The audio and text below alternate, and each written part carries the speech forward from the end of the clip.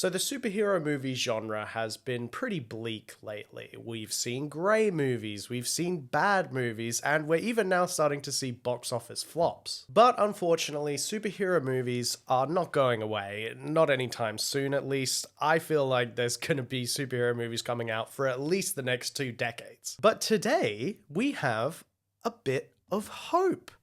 Hope and kindness, hell yeah! So, of course, Superman recently came out with a pop of colour. The trunks are back, and Kal-El has colour now. Kal-El, no!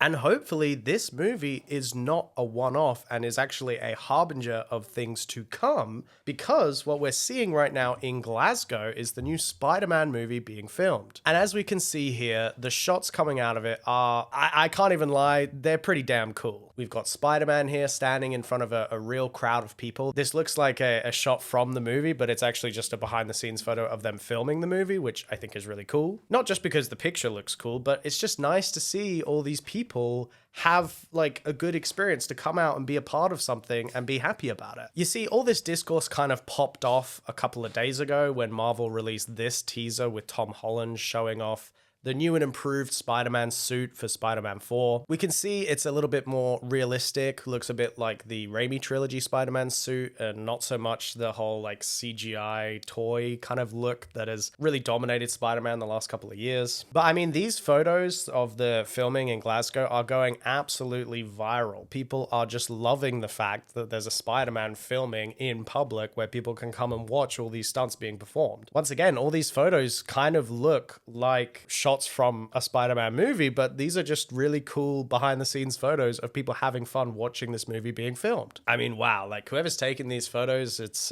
Peter Parker level photography right there. And just look at these crowds, man. Like these people are happy. This is the kind of hope that superhero movies can actually inspire in the real world. Yes, they don't make like a huge difference, but for the average consumer, it makes them feel nice and feel like something cool can happen. You know, we've got shots of Spider-Man flying. It looks like they're doing real actual stunts where Spidey is just swinging around the city and lots of, you know, police looking people and explosions, just actual real Spider-Man stuff. And this new suit going along with it, I think it just works so well. It feels exactly how Spider-Man should look. I mean, this shot, once again, looks like a teaser from the movie, and it's just the actor. I'm not sure if this is Tom Holland or like the stunt double, but he's giving a wave to the crowd, and it's great. I mean, I'm sure people loved getting to see this kind of filming and just be there on the day.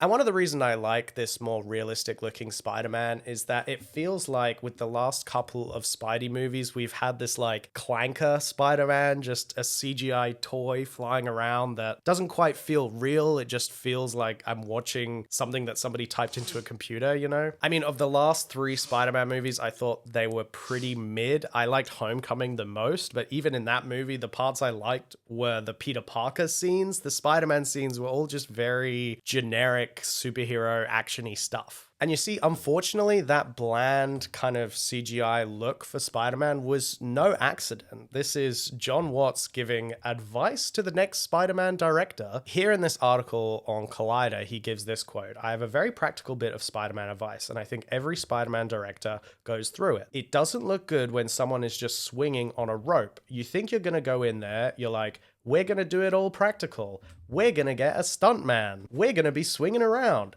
It's boring. It looks dumb. It looks like a monkey swinging on a vine when you put someone on just a rope. Don't waste your time." That's my advice to the next Spider-Man director. So here he is laying out the game plan, basically saying the goal is to make it look not real, like this CGI thing. He's saying it looks like monkeys swinging on a vine. Bro, we are monkeys. Like, that's real.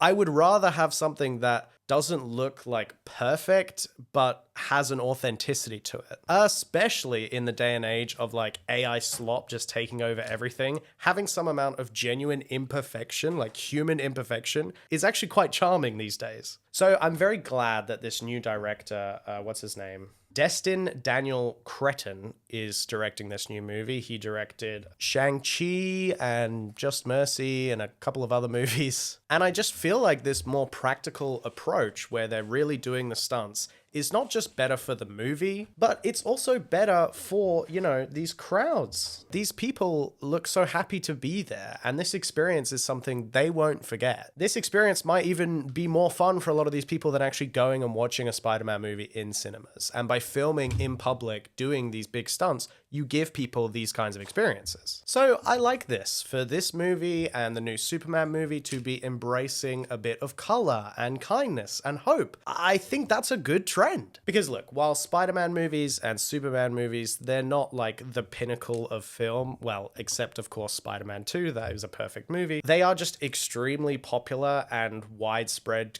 like, consumable media. And so I feel like Superman movies and Spider-Man movies are probably going to be coming out every couple of years for the rest of my life. And if that's going to be the case, then let's do it in a way that makes the public feel involved, that lets them embrace the hope and happiness and kindness of these characters. So I say thank you to James Gunn and Buster Scruggs.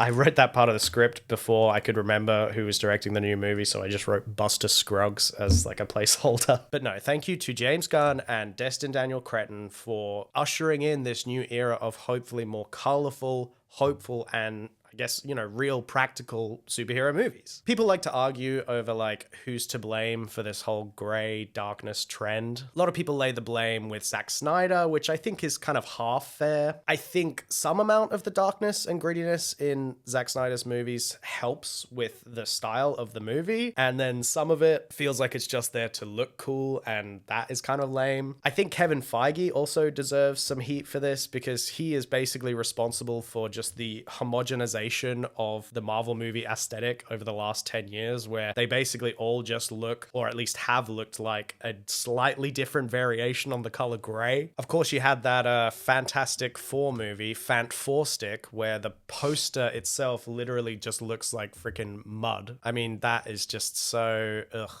gross. Look, I'm not completely against like a dark and gritty aesthetic or style. I mean, if you look at movies like The Batman or Joker, I think they used a more darker look for good effect. And so I think when it works with the movie's like themes and what they're trying to tell, I think it's fine. But in general, these movies are mainstream media. They're about as mainstream as it gets. And they're made for like general mainstream audiences. And I think it's good and better for those audiences to be getting movies that are just fun and a little bit happy and kind, as opposed to dark and dreary and sad and just grey, blech. So yes, even though some film purists might consider these superhero movies to be like mainstream slop, which they kind of are, I don't think there's anything wrong with the mainstream slop that is going to continue to be made to just have a bit of a nicer disposition and to just be a more fun, colourful, hopeful experiences. I think that that is good for general audiences. I mean, if they're going to be fed mainstream slop, at least let it be fun and hopeful mainstream slop, you know? But yes, that is what's new in the superhero world. That's some of my thoughts on the genre as of late. I'm curious, what do you think about this whole grey trend going away, hopefully? Do you think it's good? Do you think we could go too far in the other direction where every movie is like too colourful and saturated and bright? Who knows? But either way, if you do go and watch Superman or this new Spider-Man when it comes out, I hope you have fun. Hope you enjoy yourselves. I watched the new Superman. I thought it was pretty fun, and I love a bit of hope and kindness. Who doesn't? But that's where I'm going to leave it. That's all I've got to say today. Thank you so much for watching and making it to this point in the video. If you'd like to see more, stick around. Go ahead, like and subscribe, because I'll be back with more content sometime soon. Thanks for watching. Cheers.